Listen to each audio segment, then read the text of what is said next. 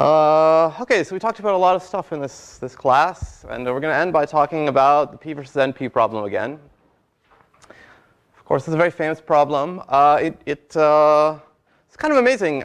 It was actually pretty much explicitly discussed by Gödel in 1956 in a letter he wrote to von Neumann. It's kind of amazing because neither P nor NP had really been invented, but he really thought about like what is the computational complexity of proving statements, and basically asked whether SAT or NP could have a linear or quadratic time algorithm.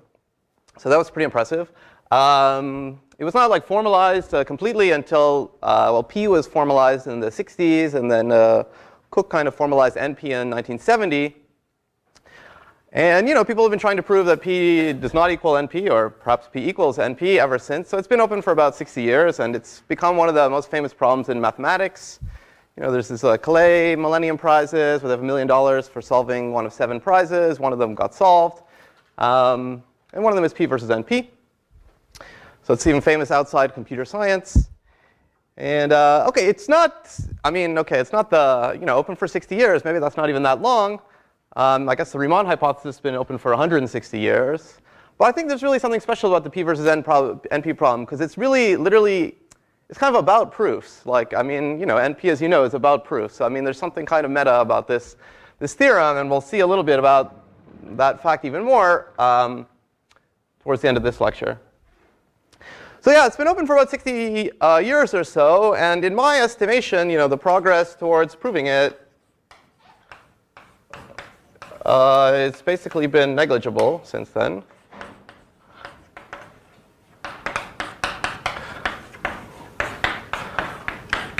Which also makes it kind of intriguing. As you may know, for SAT, we cannot even prove that it takes more than, like n log n time, even though many people might believe that it requires exponential time. So it's really kind of pathetic, the amount that we've been able to prove about this problem. And even pretty early on, after it was officially formalized, people were kind of frustrated about this. And they were trying to understand, like, why is it so hard to prove this theorem or resolve this question? And so it's funny, short of being able to prove anything at all, hardly, about the actual theorem itself, it's funny, people took to start proving theorems about why it's hard to prove the theorem. And that's what I'm going to talk about today. Theorems about why it's hard to prove P does not equal NP.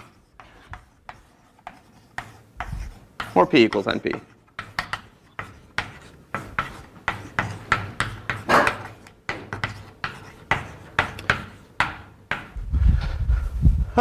Right, which is a little ironic, but that's what we'll talk about.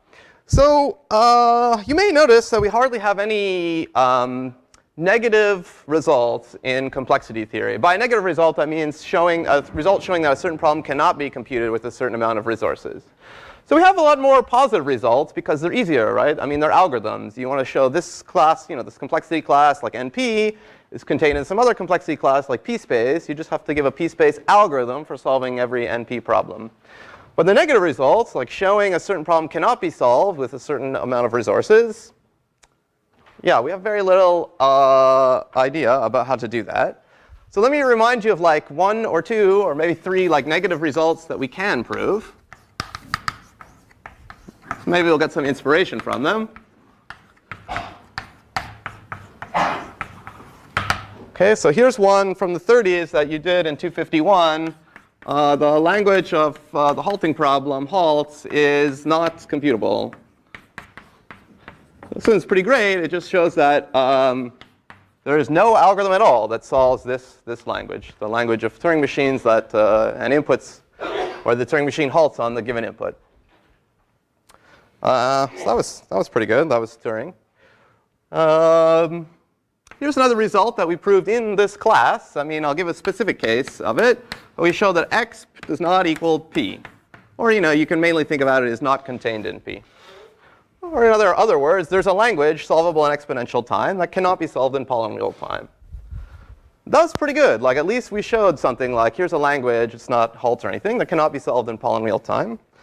So it's proved by Hartmanis and Stearns in like the 60s, back when they thought they might be able to prove some stuff. And really, this came from the more general theorem that we proved in this class, the time hierarchy theorem, okay, which I'll remind you of this. There's a language A in time t of n such that A is not, in this is slightly bad notation, but let me just write it. Time little o of t of n over log t of n. This is bad notation because really you're just supposed to put one function here, not little o of something. But it just means A cannot be solved in any running time that's grows slower than t over log t. Of course, this is for t of n, log time constructible.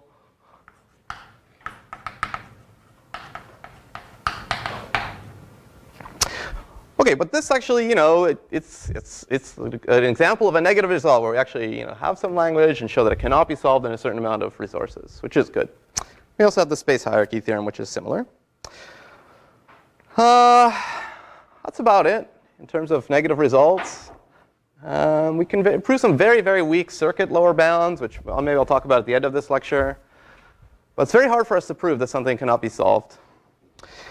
So let's try to get some inspiration from these two results, which were both available like in the late 60s when people started thinking about trying to prove p does not equal np.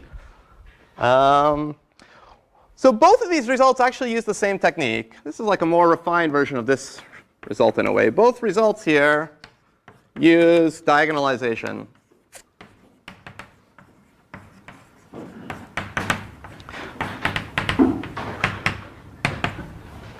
And what's the idea of diagonalization?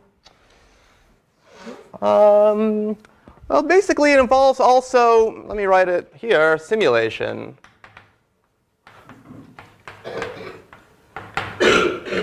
So somehow the idea that goes into the proof that you can kind of imagine is that in this amount of time, you can sort of try out any algorithm in this smaller amount of time, simulate it, and at the end, like do the opposite.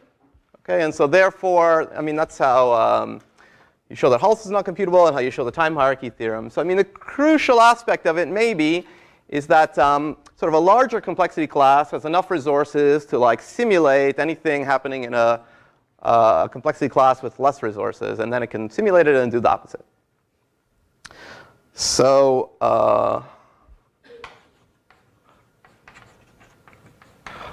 this is sort of the one proof technique that seemed to work to prove some negative results.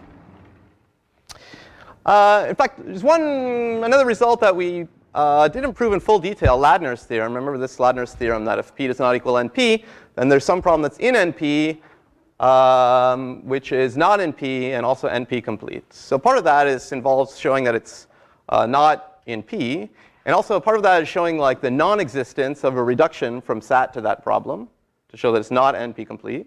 So in both cases, you have to kind of show that certain tasks, polynomial time tasks, certain tasks cannot be done in polynomial time. And there, if you look into the full proof, which we didn't give, it also uses a diagonalization argument. So these were the kinds of arguments that were like successful at proving things prior to the 70s. And let me also add that like simulation is also used in positive results. Many positive results, such as complexity class inclusions. So just as one simple example, here's a basic complexity class inclusion. We know np is contained in p space. Okay, so how do you prove this? You just have to show that any language in np is also decidable in p space. So here you'll have a polynomial time non-deterministic Turing machine solving a language. And you show that this non-deterministic polynomial time Turing machine can be simulated by a deterministic polynomial space machine. Okay, so again, this positive result about complexity classes also uses the ability of one kind of machine to simulate another kind of machine. So early on, people got to thinking about and trying to just prove things like np is not equal to p by some kind of simulation or diagonalization results. And it didn't work. I mean, they couldn't do it. And so they got to thinking. Now, I'm going to make a bit of a philosophical leap here, but for motivation, one hallmark of these kind of simulation or diagonalization results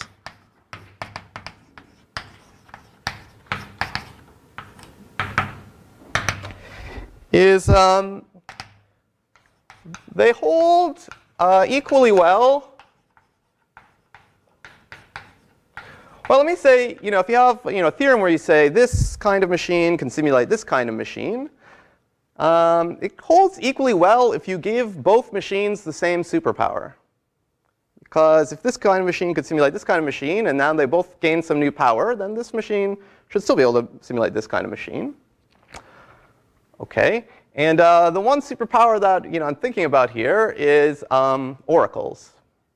OK, so they both hold equally well if, let's say, both machines get the same oracle.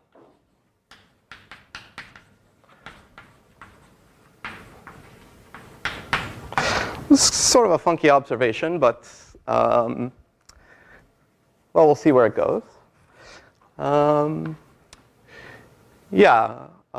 Sometimes people use the phrase that they hold equally well relative to an oracle, and therefore some people say that these simulation results relativize.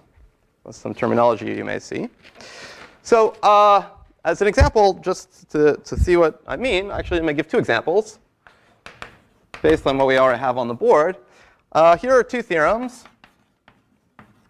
For any language A at all, how shall I write it? There exists a language L solvable by time t of n A oracle machine, and not solvable by a time little o of t n over log t of n A oracle machine. And this is for all time constructible t. And the proof of this theorem is literally identically, word for word, the proof of the time hierarchy theorem. It's just there's one point in the time hierarchy theorem where you're using a time tn universal Turing machine to simulate a time t over log t Turing machine. And you just say, well, I mean, if this machine is also assumed to have the power to make queries to an oracle for A, then no problem, because this machine can also, I'm giving it the ability to make queries to an oracle for A. So the simulation equally holds.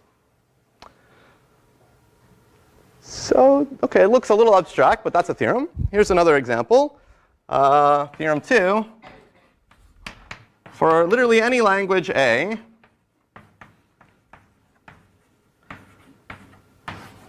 the complexity class NP with an A oracle is a subset of the complexity class P space with an A oracle.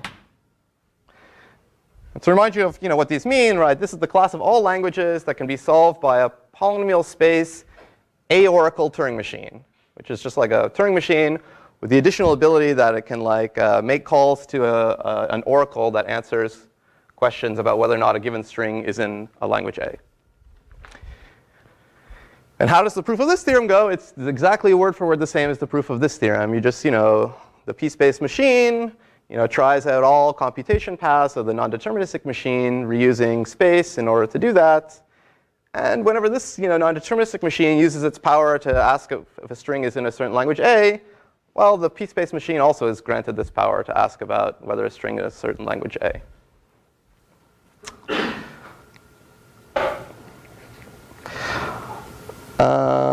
Right, so in both proofs, you have to simulate an A oracle machine, and but if you give the simulator an A oracle, it can do it.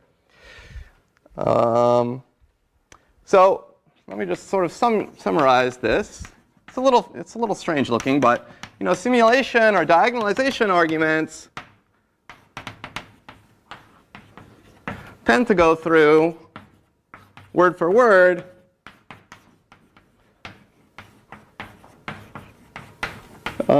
when both machines have access to the same oracle. Let me say both machines let me even just say, let me put it like this. In any kind of A oracle world, so if you fix any language and you kind of imagine a world where all your computation devices can get Oracle access to this language, then most simulation and diagonalization arguments tend to go through. OK, what is the point of this kind of somewhat strange observation? Well, first of all,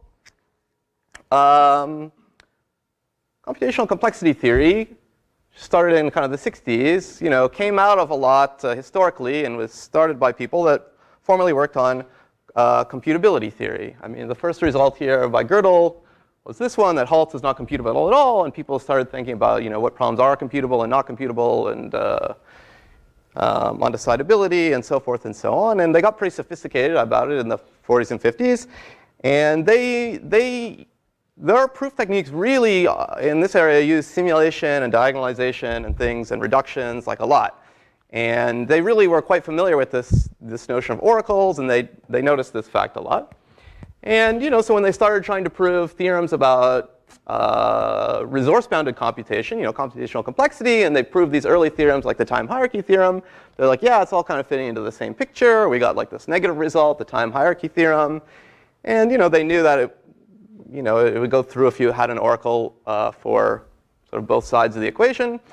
And they imagined that you might be able to prove that NP is not contained in P by these same kinds of techniques.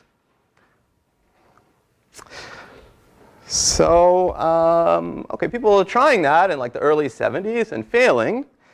And one well-known theorem, which was at the time and still today somewhat viewed as like explaining why people were failing, is due to Baker, Gill, and Solovay, who were mainly actually computability theorist people.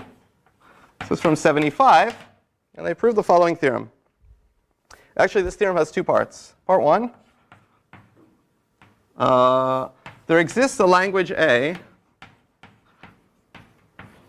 such that P with an A oracle equals NP with an A oracle. And part two of their theorem is there exists a language B such that P with the B oracle provably does not equal NP with the B oracle.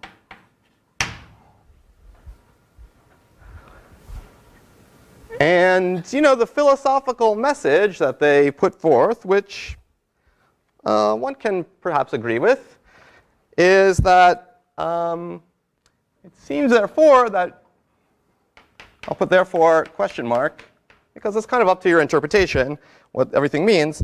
NP versus P cannot be resolved, let's say, by a diagonalization argument. Well, I put this in quotes because this is not a formal definition. It's not really clear what this means. But it was trying to be a negative result about proof techniques. It's kind of trying to say whatever proof technique, if you're just using these proof techniques involving simulation, diagonalization, that kind of thing that had been used in the past, it's not going to resolve P does not equal NP. Because you'll never come up with a proof where P does not equal NP, because your proof technique will probably be insensitive to me giving an A oracle to both kind of computational models. And if I give you this particular A, in that world, like P equals NP. And conversely, you're going to have a hard time proving that P equals NP by like a simulation argument where a polynomial time algorithm just kind of manages to simulate the NP algorithm. Because if your proof technique is insensitive to me giving a B oracle to both P and to NP, then I could give you this particular B, and in this world, P does not equal NP. Yeah? Does A have to be decidable? I mean, if A is a lapse, we just call the error to the oracle table. Error to call A does not have to be decidable, but it's still not immediately clear, I don't think. I mean, are you saying like P to the Haltz versus NP to the Haltz? I mean, for any language, we copy the definition of Turing problem. We don't have a Turing machine, though. So, pardon me? We don't have a Turing machine that solves the language. That's OK. In the definition of an oracle machine, you don't assume there's a Turing machine that solves the oracle. But I think Haltz needs a definition of the Turing machine. Well, I mean, the language Haltz refers to Turing machines. It's true. But it's important to note that you can define a Turing machine with an oracle for Haltz. And that's perfectly fine. And it's not inconsistent with the fact that there is no Turing machine that decides halts. In the definition of an oracle Turing machine, you don't make any assumption that like there is a Turing machine that could like answer the halts queries. It's just like a mathematical thing. You're just imagining that you have the ability, the Turing machine, to like, it enters that oracle state in its state diagram that it gets back the answer. And in fact, computability theorists, thought for a long time about, like what happens if you have an oracle for halts, and now what languages can you solve? Is there a language that cannot be solved by any Turing machine with a halts oracle? The answer to that question is yes. Sometimes even in 251 it gets talked about. So yeah, for example, maybe it's not immediately clear if these two are equal or not equal, or if it's unknown whether they're equal. Yeah? So what do the actual A and B look like that are used there? I'm going to prove this theorem today. Yeah. So in a lot of the remainder of the lecture, I'm going to prove this theorem. Any more questions, though? I mean, it's a little bit weird because, how much of a philosophical conclusion you can draw from this theorem is kind of up to you. Because we do know, even since, I don't know, like 80s and stuff, like proof techniques and complexity theory, which are sensitive. I mean, they don't go through if you just kind of give both sides of your inclusion or the same oracle. But not too many. And so this is some kind of, meta result about why it's going to be hard to prove P versus NP. Yep. Does this give any evidence like that P is good NP, or you can't make a conclusion based on it? Well, this one's kind of symmetric with respect to whether, the opinion of this theorem as to whether P equals NP or not. I mean, it says in the world of this language A, P equals NP, and in the world of this language B, they don't equal each other. So it's more like, the evidence about the difficulty of resolving the question one way or the other. OK, so I'm going to prove this theorem. Let me call these part 1 and 2. Part 1 is a lot easier, so we'll start with that. OK, so here we want to come up with an algorithm A such that if you give machines the ability to answer A oracle queries, then non-determinism is not really more powerful than determinism. And the idea for A is to just make A a very powerful language. I mean, OK, you'll see what I mean in a second. Make A the ability to get answers to questions about whether a string is in A, make this very powerful. So powerful that, like, you can do anything you're planning on doing just by like asking A queries, and like it hardly matters if you have non-determinism or not, because using the A oracle is just more powerful anyway. That's somehow the idea, and it's short to resolve it. Somehow even more powerful than P and NP. So, so here it is. You could take A to be TQBF, or any P-space complete language.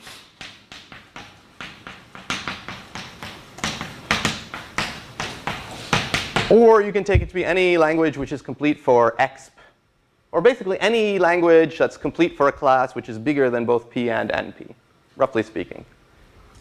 Maybe it should be closed under complement as well.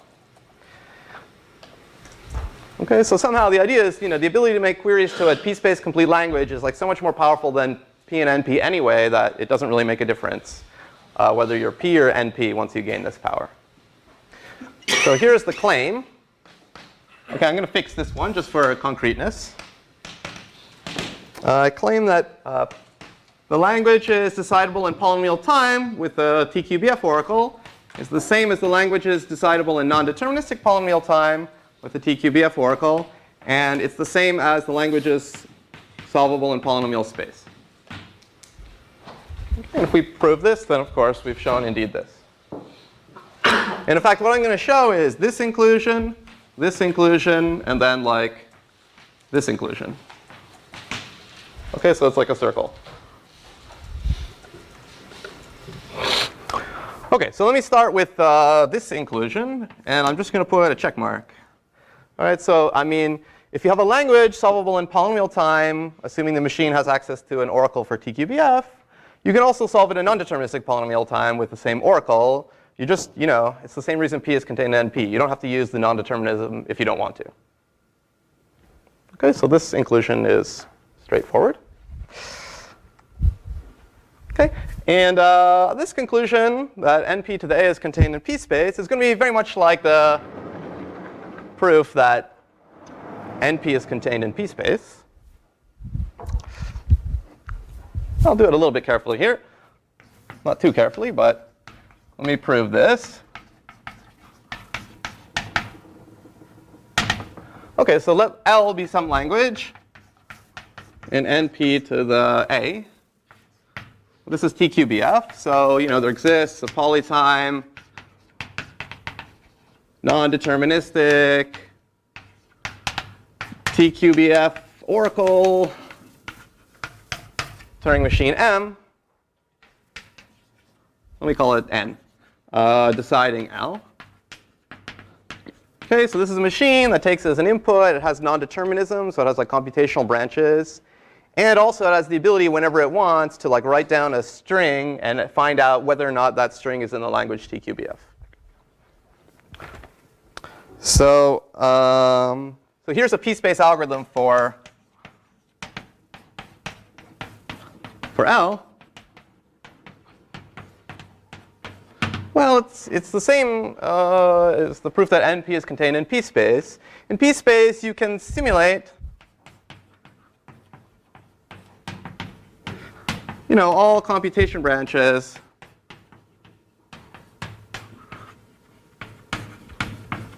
of n running on x,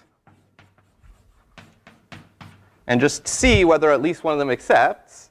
Well, that's the word proof that NP is contained in p-space. I mean, there's one extra twist, though. You can simulate all these branches, and whenever n makes a query to TQBF, let me just say queries whether a string y is in TQBF, well, you're a p-space machine, so just answer that query yourself.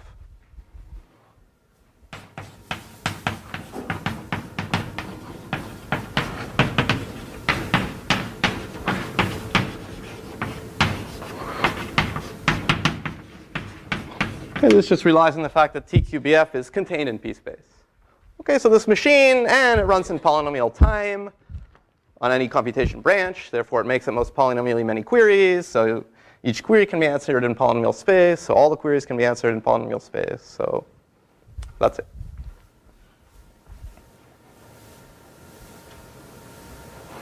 Any questions about that? Okay. Okay, so the last part is, I did this. The last part is p space is contained in P to the TQBF. So in fact, so far we only use that TQBF is contained in P space, but here we'll use the fact that it's P space complete. Can somebody say the proof of this?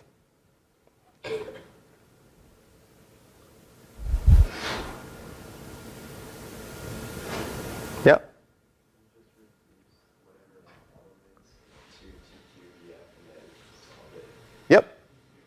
Yep, so exactly. So if you have any language in p-space, it has a polynomial time reduction to TQBF. That's literally the definition of TQBF being p-space hard. So the polynomial algorithm just runs that reduction. And now it's just like, I just need to know whether this string is in TQBF or not. So it makes one oracle call to the TQBF oracle and gets the answer. Okay, so I'll just put check mark. It's by TQBF hardness. In fact, in some ways, this is literally saying that every language in p-space, this is like the class of all languages that have a Turing reduction to TQBF, a Cook reduction to TQBF. Right, so in fact, every language in p-space has a mapping reduction to TQBF. So it's even better. OK, so that's it for the oracle that makes P equal to NP. And this is the trickier one, the oracle that makes P not equal to NP. OK, and here we're actually going to, there's no assumptions. We're going to literally prove these two classes are not equal.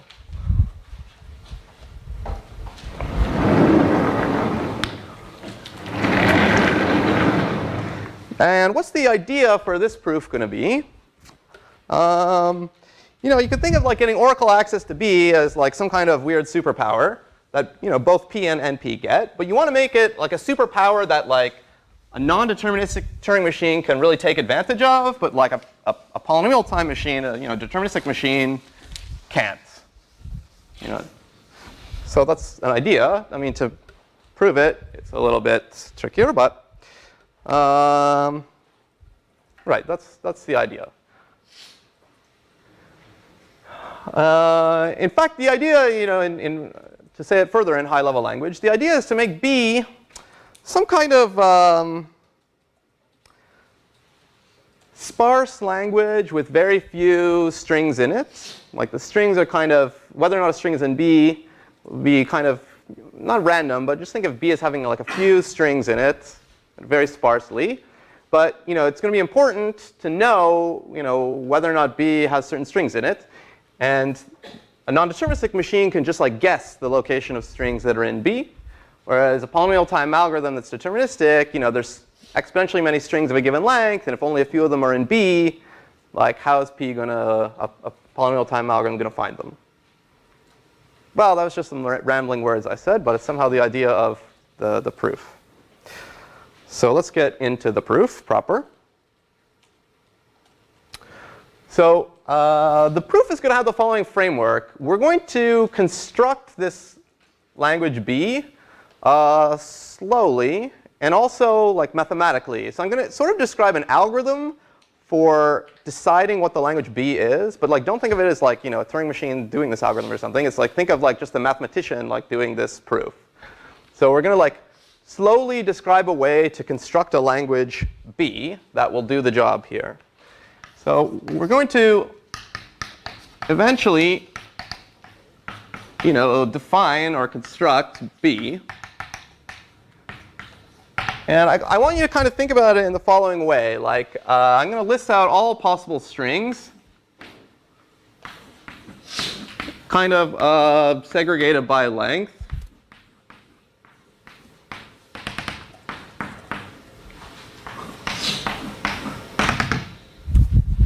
And over the course of the proof, we're going to make a decision on each of the strings about whether or not it's going to be in B. So maybe we'll decide this, maybe we'll decide this. At some points in our proof, maybe we won't even have a decision yet about whether this string will be in B or not. But maybe we'll decide, this. X means it's not, that's a cross, is not going to be in B, and check mark means it is going to be in B. And the proof is going to sort of make these decisions as it goes along. And eventually we'll have defined this language B. And then it'll come the time to show that P to the B does not equal NP to the B. OK, how are we going to do that? We need to come up with a language. So P to the B is contained in NP to the B always. So we need to come up with a language that is in NP to the B, but is not, provably not, in P to the B. And the language we come up with to show that is not B, because that's going to be in both sides. It's going to be some language related to B. OK, and this is the language it's going to be. So given any B that we're eventually going to construct in the proof, define this language, L sub B. This is a funny language in that the only strings in it are all ones. I mean, it's a string, it's a unary language. So it's all the strings that look like 1, 1, 1, n times, such that B contains at least one length n string. OK? So I might actually use this notation at some point. Bn does not equal empty set, where Bn will be my notation for B intersect the length n strings. Okay, so whatever B ends up being, it defines a language L. And in this case, if it happened to be this B that I've defined so far, actually, I mean, we need to make decisions finally about everything in the end. Let's say these are all x's, hypothetically.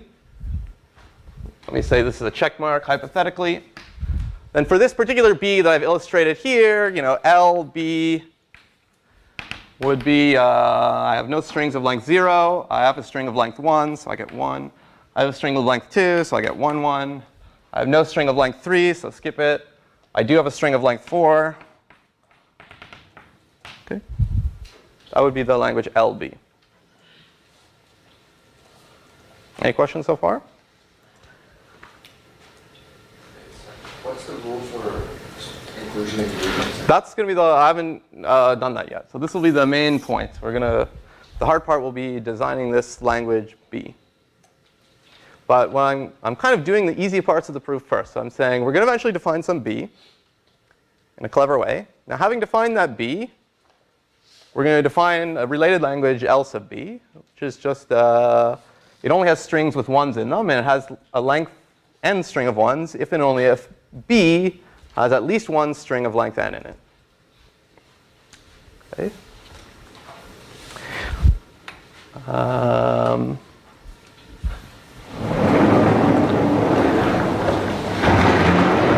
And what I want to first say is that no matter what B is, doesn't matter, no matter how we define B, half of our job will be automatically done. And the half is proving that the related language L sub B is in NP to the B. Okay, so let me write that.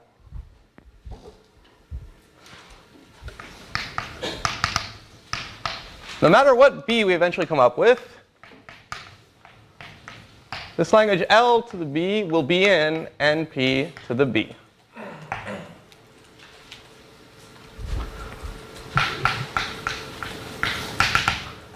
Okay, so can somebody say the proof of that?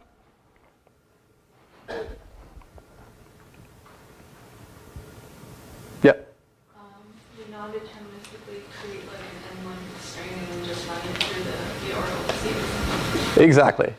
Exactly. So, the non-deterministic machine n given an input x, well, okay, the first thing it does is if x is not of the form 1 to the n, you can just reject. Because the only strings that are supposed to be in L sub B are strings of all 1s. But then the main point, as Monisha said, is this. You use non-determinism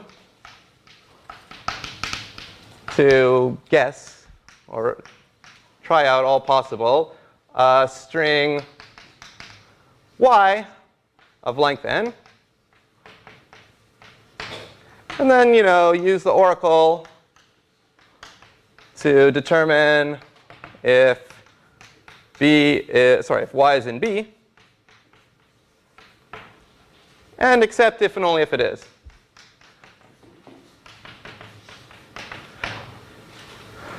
So why does this correctly decide the language L sub B? Well, we need to show that a string is in L sub B if and only if at least one computation branch here accepts. Okay, so I mean, it's only going to accept if x is of the right form, 1 to the n. And I should also say it's clearly a polynomial time algorithm. It's actually like a linear time algorithm.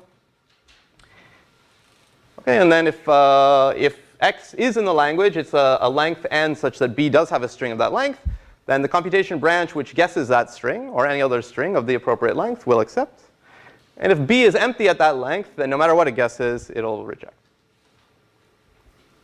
Okay, so this is exactly sort of the idea of B. Think of B as like not having very many strings in it. So it's kind of rare for B to have a string at, let's say, at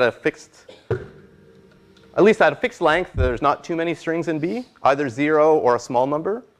And so, to decide LB, you basically have to decide, okay, does B have a string in it at the given input length?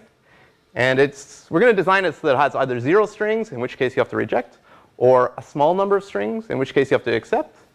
And this is the kind of problem that's great for a non-deterministic machine, because it just has to guess, a string and see if it's really in the language B. But intuitively, it's very bad for a polynomial time deterministic machine, especially if at a given input length, there are very, very, very few strings in B, either 0 or a small number. In fact, I think we're going to set up so there's either 0 or 1 at every length. Because, what's it going to do? Like, it can kind of take a shot in the dark. It can't even take a shot, like a random shot in the dark, because it's not even randomized. But like, it can try some strings deterministically. But like, there's exponentially many possibilities for it. Those strings in B, if they are there. OK, so this claim is nice because it boils everything down to one remaining task. It says, don't worry about what B you create from the point of view of getting LB to be in and P to the B. It'll always be in there. The remaining task is just, cleverly design B. This is like the mathematical prover of the proof, design B, such that no polytime, bad handwriting, B oracle machine correctly decides LB.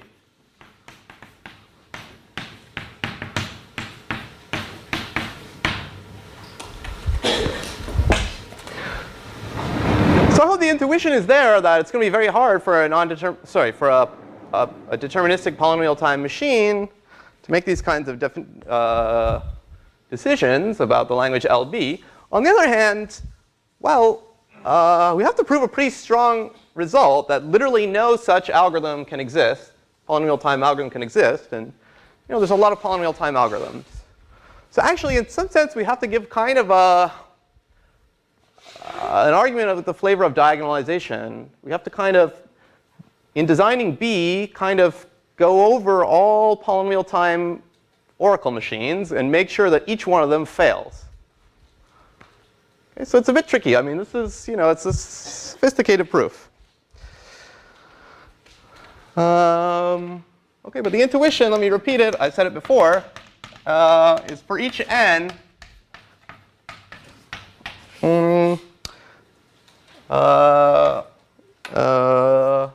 B of n will either be B sub n, the strings in n, B of length n, either be empty or very sparse.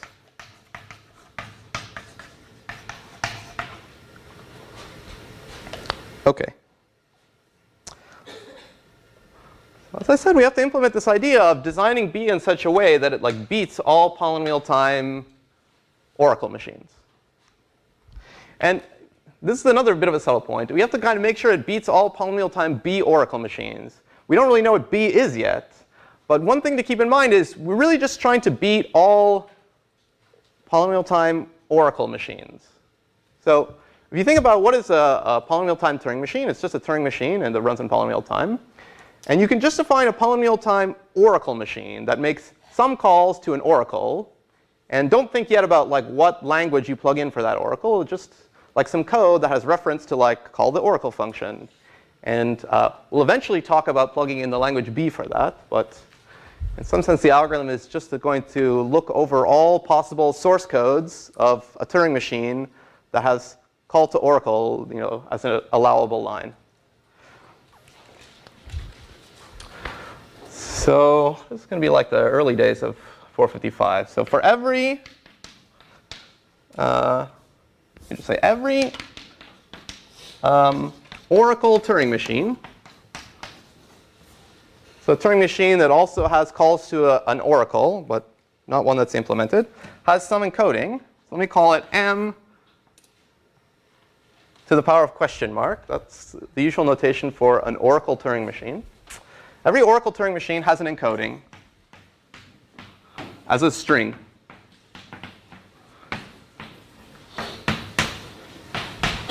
Just take kind of the source code of the Turing machine, like those Morphet tables, but also it also is allowed to have oracle calls in it. But anyway, it has an encoding as a string. And we also know you can have a bijection between strings and the natural numbers. That's fine. And this whole thing is easily computable. This is polynomial time computable. So what I'm really just saying here is you can number all possible Oracle Turing machines, 0, 1, 2, 3, 4, 5, by doing this bijection and then doing this encoding. In fact, this is a very minor point, so don't stress about it unless you want to be super sophisticated. But every Oracle Turing machine has infinitely many encodings.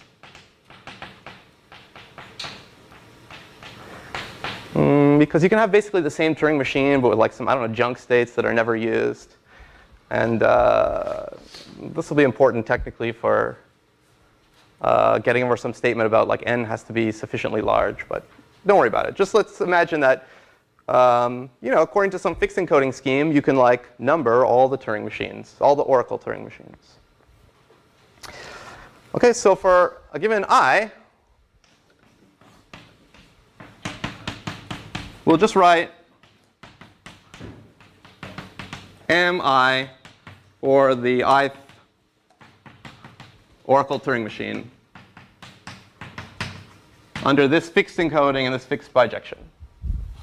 Also notice I didn't say polynomial time or anything yet. I'm just going to literally have a numbering of all Oracle Turing machines. And we're going to design B in such a way that it kind of beats all these machines and make sure this happens for every I, for every m sub I. Okay.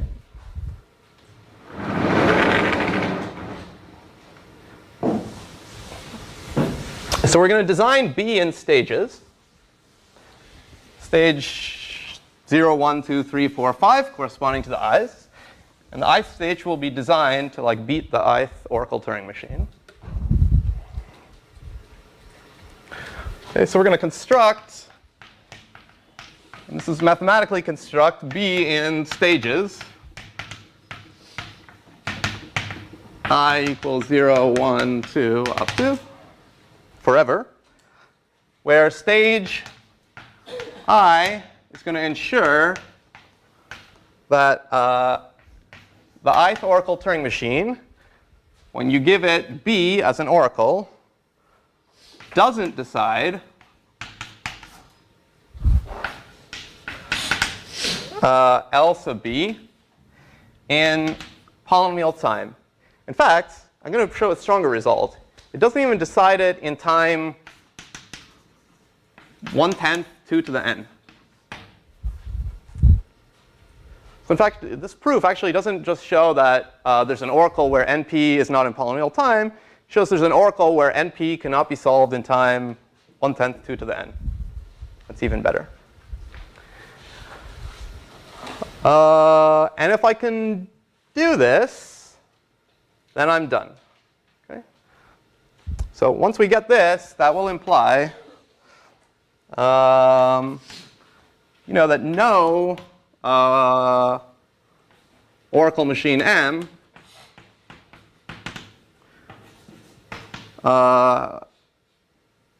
is such that M, when you give it the implementation of this Oracle B, solves LB in polytime. And here I'm using the fact that 1/10 times 2 to the n is way bigger than polynomial time.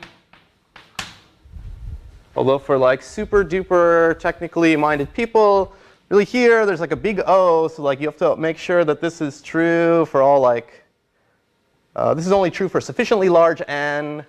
And there you rely on the fact that actually every Oracle machine occurs infinitely often, so that you can assume n is sufficiently big.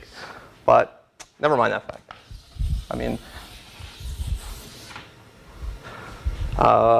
this basically shows that, every machine, fails to solve this LB in time like almost 2 to the n.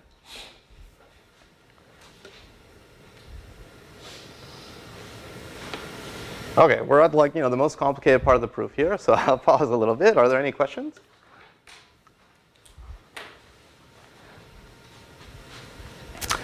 OK, so the thing is like, in some sense, this part of the proof is like designing a language B, by deciding where to put these x's and check marks. And we have tons of freedom. We can design it however we want. We just have to, slowly design it in such a way that we make sure that no oracle machine running in polynomial time, or even 1/10 2 to the n time, can figure out LB, this question of whether there's a string in B at a given input length. OK, so initially, in this construction, now I'm doing this. I'm constructing B. B will be empty. We'll have not made any decisions about whether a string is in B or not. And here's what's going to happen in stage I.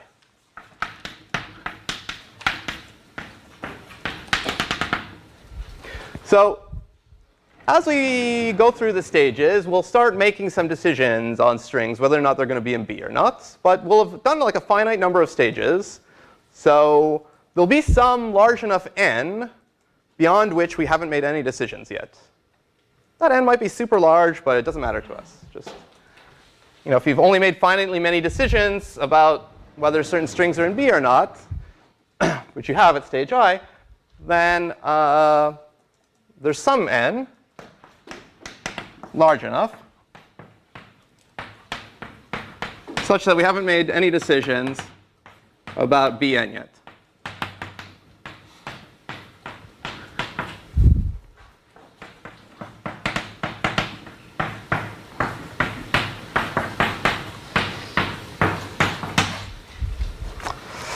OK?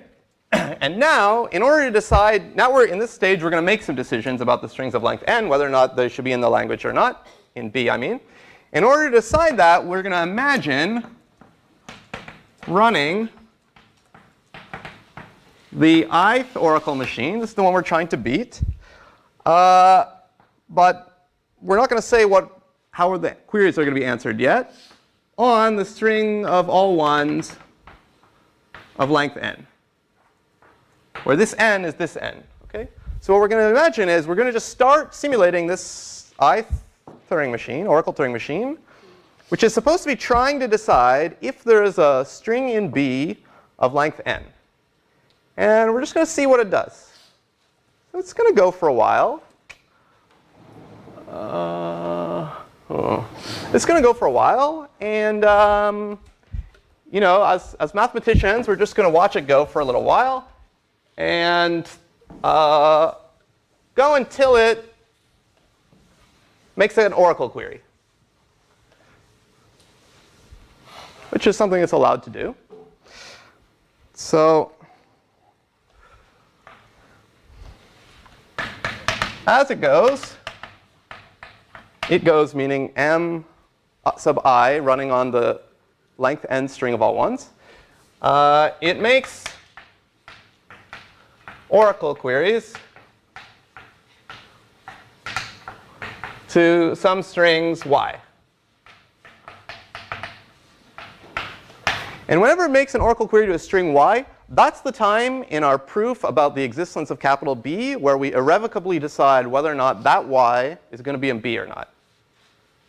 And we always decide no. Okay? Remember, we're trying to make B like very sparse. So you think of like mi is like trying to find strings in B, and you're kind of saying like whatever mi asks, like is this string in B? We're just going to say no. No, no, no, no. Every string you ask, no, it's not in B. OK. Now, actually, it could have asked about some strings that some earlier mi for like a lesser I has already asked. And we're not allowed to cheat. Like we are irrevocably deciding for every string whether it's in I or not.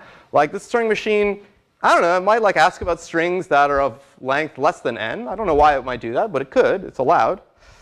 So right, so what we're going to say, this is part of designing B. If y, whether or not it's in B, is already decided, like we already put a check marker in x, we just continue the simulation in our minds. It's not really a simulation. We just continue running m in our minds with that answer. Because that really is what would happen if you plugged in B for the oracle for mi. On the other hand, if we haven't made a decision about it yet, it queries some string that we haven't decided yet, not already decided, just continue with answer no. And that makes an irrevocable decision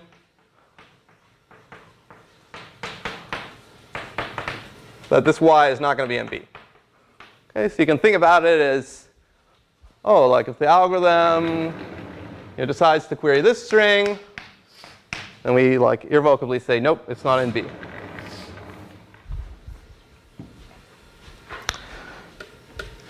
Now, what are we trying to do here? We're trying to do this. Okay, so we can imagine, as the mathematical provers, like finishing this simulation of M running on this all string of all ones and answering its queries in this way. And at the end, it either accepts or rejects. And what we want to do is we want to ensure that mi with b oracles answer. And this is, by the way, about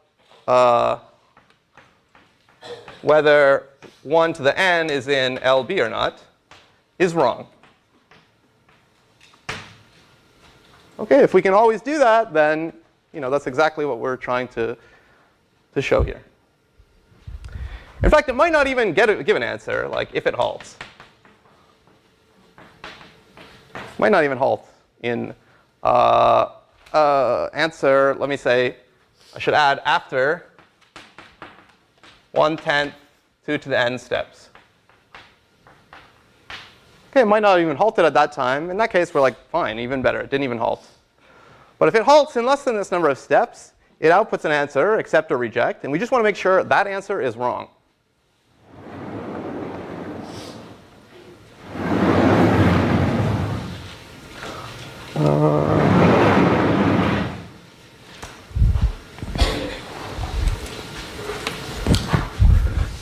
So what should we do?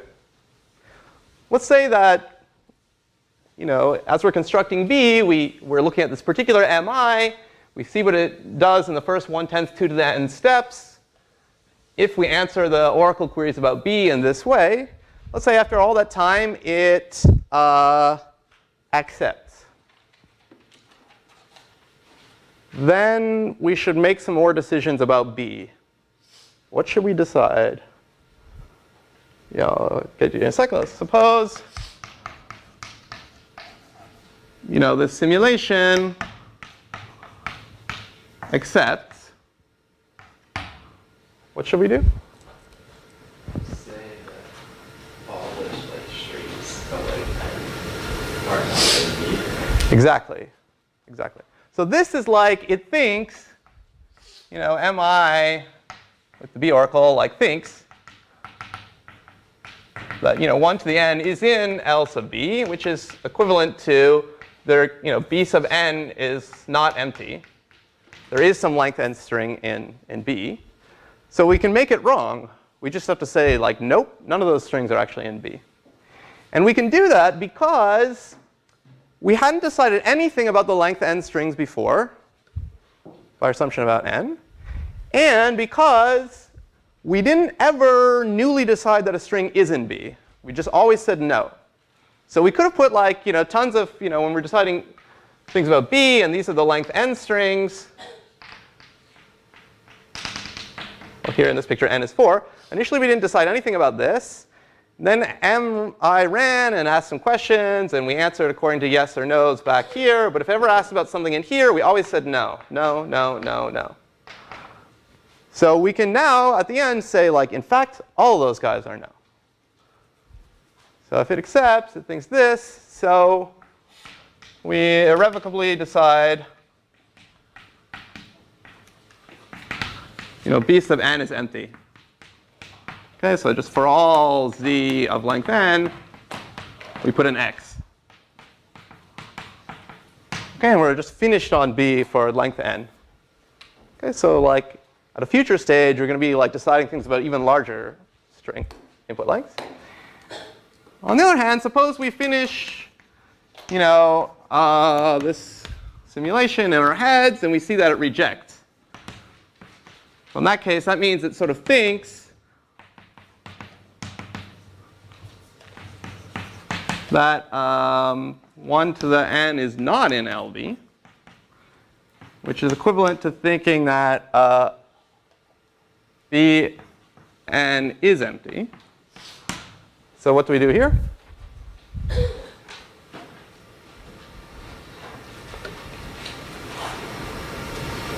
Yep. You know that it can't enumerate all the possible endless strings, so just pick one out of them.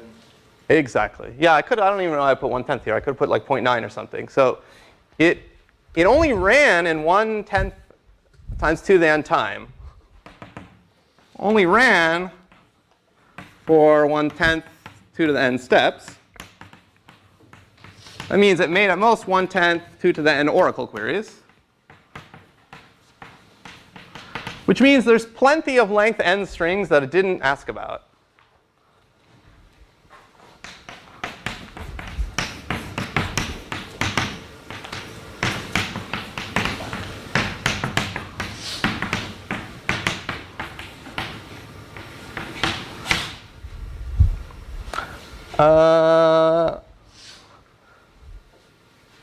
Which means we can just pick anyone. And declare it to be in B. In fact, you can declare all the remaining ones to be in B if you want. Maybe I should even just say that, but let me not write it. Declare it to be in B, and then this answer is wrong. I think that's the end of the proof, right? So that's it. So like we can always make some decisions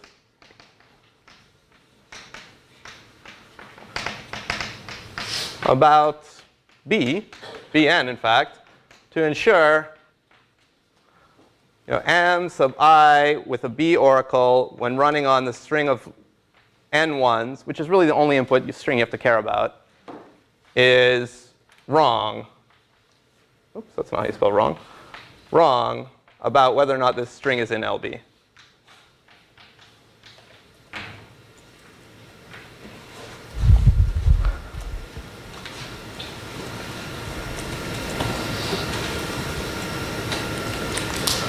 All right, that's the end of the proof. Any questions about it? Yeah. How do we know how many steps it ran for? Oh, good. Yeah, I didn't make that super clear. In this algorithm, which is not really an algorithm, it's just like the mathematical proof of how to decide B, we only imagine running this oracle machine for 1/10 2 to the n steps. And if it's made its answer by then, great. If it hasn't made its answer then by then we're also happy. Because the thing that we're really trying to prove is that no oracle Turing machine, MI, solves LB in even this amount of time. Okay, so we're only worried about machines that give their answers within this amount of time. So if it hasn't halted by then, great. And if it has, well, we just make sure that whatever answer it did give is wrong.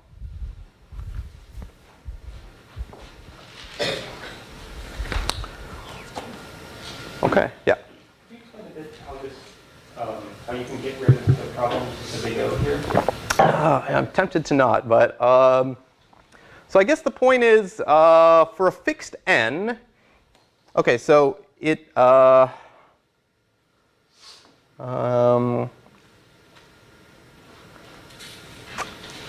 you really need to show for all like k, there's no oracle Turing machine M that solves LB in time k times n to the k. So you can imagine fixing k at the very beginning of the proof, and then you're going to, well, actually, you have to show this one construction of B has to work for every k simultaneously. And I guess the point is, this one construction of B that's supposed to work for every k, it's not true necessarily that 1/10 2 to the n is bigger than k times n to the k for every n. Because like for small n, it might not be true. So in some sense, for a fixed oracle Turing machine, in some sense, when we deal with that fixed oracle Turing machine at stage I, we might not have truly shown that it fails to solve LB in time k n to the k. We've merely shown that it fails to solve it in time 1/10 2 to the n, which is not bigger than k times n to the k unless n is sufficiently large. However, for every fixed oracle Turing machine, it actually recurs, or something functionally equivalent to it recurs infinitely often. I don't know if it's still up here. Infinitely often in this like bijection with the natural numbers. And therefore, every fixed oracle Turing machine which has a chance to solve LB is actually going to get beaten by this argument infinitely many times, like every time it occurs at its stage I. And furthermore, the n's that you deal with as you go through the stages, you can assume, I think, without loss of generality, they get larger and larger. So therefore, every fixed oracle Turing machine actually doesn't just get beat once, but it gets beat by this argument infinitely many times. And therefore, for any fixed k, that the oracle Turing machine that you're trying to beat, such that it might run in time k n to the k, since it gets beaten infinitely many times, like it gets, we show that it can't run in this time for like infinitely many n's. And it's true that like, therefore, for sufficiently large n, this time bound does beat time k n to the k. So in some sense, this like annoyance came up like even in like the proof of the time hierarchy theorem, and I kind of did not dwell on it too much because it's a little bit annoying. So it's easier, for example, to use this proof to show that like np to the b is not contained in time 1,000 times n to the 1,000 with a b oracle. So if you just want to show that like one fixed b beats every polynomial time bound, then you need to like do this annoyingness. Yep. So each Turing machine has associated k, right? Like ki. No, each Turing machine just it doesn't even necessarily has a running time. Really? Yeah. How is that decided? Oh, each Turing machine. Yeah. I'm saying like each Turing machine has a k, you can pick it n large enough so that quantity is larger than k times k times k. You can always find that. Yeah, no, it's just you show that for each Turing machine, it doesn't solve L to the b in n squared time, and it doesn't solve it in n cubed time, and it doesn't solve it in n to the fourth time, and so forth. Because you show it doesn't solve it in this amount of time for infinitely many n's. Yep. And the problem with saying just choose a k and use that one is that the value of k can depend on what b ends up being, because what the orders result in will change how long the machine runs. And you haven't defined b yet, so you can't pick a k. Yeah. OK. Let me say a few things in the last 12 minutes without writing too much on the board. So that was like the 70s. That was 1975. And they kept trying to prove p does not equal np anyway. And then in the 80s, they kind of, I don't want to say had a new idea, but like a new strategy became popular to try to prove p does not equal np. And that strategy was to try to prove a harder statement. Which sounds like a dumb strategy, but it was a popular strategy. The harder thing they tried to prove in the 80s is that np, or sat, doesn't have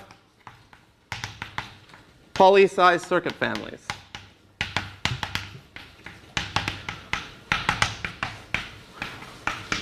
Okay, so like for all n, there aren't like n to the 100 size circuits for sat. Okay, this is harder than showing that np is not equal to p, because any polynomial time algorithm has a polynomial size circuit family, but not the reverse. So why do they prove a harder thing? It's because they really hated like reasoning about like Turing machines and like what Turing machines can't do. And it just seemed a lot easier to reason about what circuits can't do. Because circuits, they're like ands and ors and nots, and it's very combinatorial. And they just felt it was like easier to try to rule out the existence of circuits, even though it's formally harder. And they actually, the reason this got to be like a popular strategy is they had some successes. Well, mild successes in the 80s. For example, this guy we mentioned before, Hustad, he's a very powerful guy. In 88, this was like his PhD thesis, I think. He showed that there exists a language L in NP such that L does not have polynomial size, sounds good so far. Depth 1,000 circuits.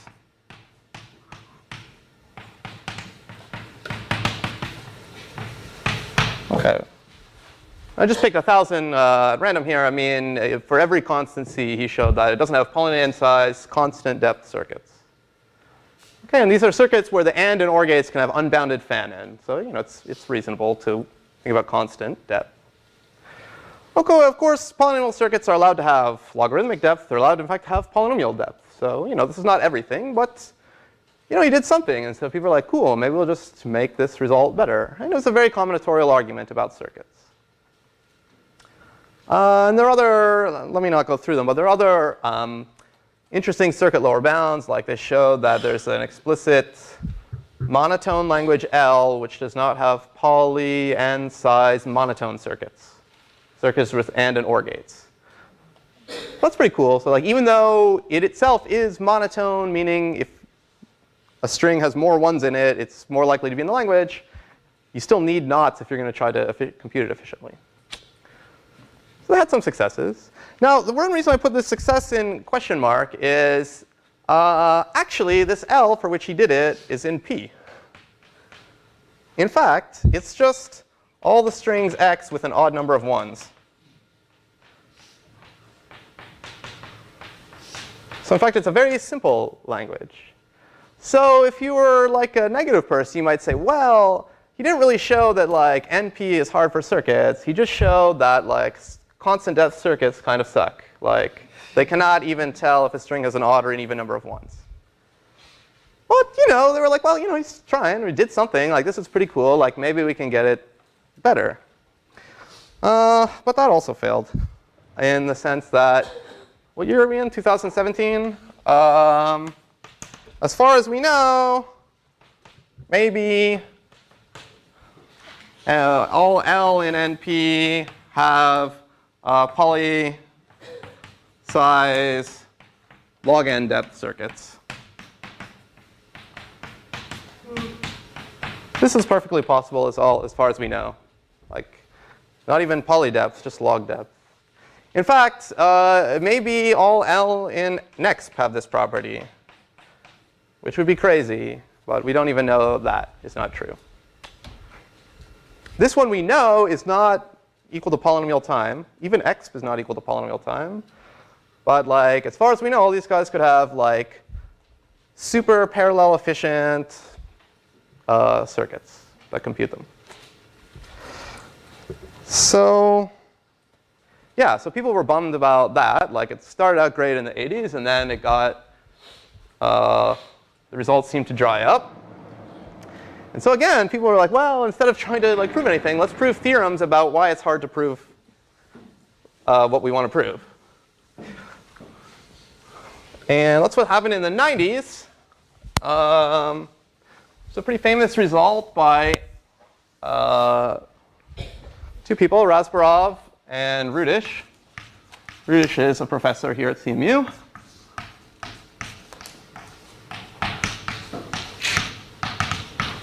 And what did they do? It's a bit like this result Baker-Gill-Solovay result we saw. They said, man, people have made some OK successes at proving results about like a language in NP doesn't have this kind of limited circuit family. This was constant depth circuits, and they showed other kind of pathetic circuit families could not compute NP.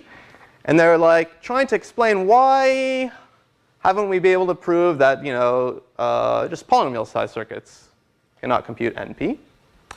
And so they looked at all the proofs, strategies for these like weak lower bounds. They observed that like all known at the time circuit lower bounds followed a certain natural proof strategy. I won't define it, but saying the technical definition of what a natural proof strategy is not hard. I mean, it's relatively simple. The term natural is very loaded. Like they were very smart in choosing this term because it made the result sound better. it's a pretty natural proof strategy according to the normal use of the word natural, but like, it's not clear that every circuit lower bound proof has to follow this strategy. But they did show that like all the known circuit lower bounds did follow this strategy. Much like all the kind of computability negative results in the 60s and stuff did follow these like simulation diagonalization strategies. And then they proved a theorem showing that no such proof strategy would ever show that NP does not have poly-size circuits. So their theorem, called the natural proofs theorem, is this. Assuming a certain well-believed hypothesis, what it is I'll come back to in a second, H, I'll say what it is in a second, but it's a well-believed hypothesis. There does not exist a natural proof that NP doesn't have poly-size circuits. In particular, there isn't a natural proof in some sense that NP does not equal NP, because if NP didn't equal, oh, wait a minute. No, sorry. It's the wrong direction. Anyway, that NP does not have poly-size circuits. So that's like, an attempt to explain why we hadn't been able to prove this NP does not equal P type statement. Now, what is this hypothesis H? If it was like the Riemann hypothesis or something, that would be nice. Because it's a hypothesis that many people believe. It's not quite that, and I won't write exactly what it is, but I'll give you the gist of it. H is literally the assumption that good pseudorandom generators exist.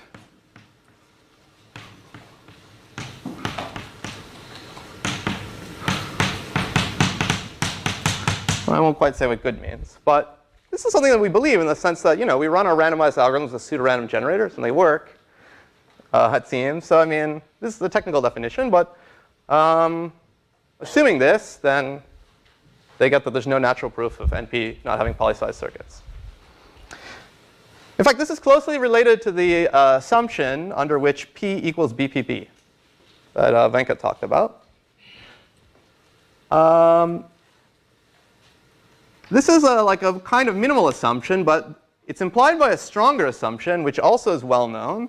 H is true if, I'll write it basically in quotes, factoring the product of two random n-bit primes is hard. And this means no 2 to the n to the epsilon size circuits for all epsilon greater than 0. So if you assume, this is the assumption that basically goes into the security of RSA. Basically assume that there's no efficient algorithm that can factor the product of two random prime numbers. And this is saying that, you have to make sure, assume that you can't even do it with like a sub-exponential size circuit family. And that's pretty well believed. Internet security is kind of based on this. And if you believe that, then you get this fact about the difficulty of proving NP versus P. In fact, if you're willing to be a little bit flaky, this result itself is basically kind of saying that there are hard problems. There are random instances of hard problems, efficiently generatable random instances of hard problems, which is something we talked about 2 lectures ago, especially when we talked about random instances of SAT. Random SAT also kind of seemed hard, and maybe it's hard even for sub-exponential size circuits. So this is basically, equivalent or implied by saying random SAT instances are hard. They take maybe exponential time. And if you're really, flaky about it, this is basically just like saying, SAT is hard. Which is kind of like saying, NP is hard. Right? So in some crazy way, if you believe this flakiness, this natural proof result says, the reason we don't have any natural proof, or the reason that it's hard to prove that NP does not equal P, is because it's true that NP is hard. Which is a weird, kind of a weird, mind-blowing philosophical way to think about it, but that's what they proved. OK, well, that's it. Have a donut if they're not finished. And I'll see you on Monday at 8:30 for the exam.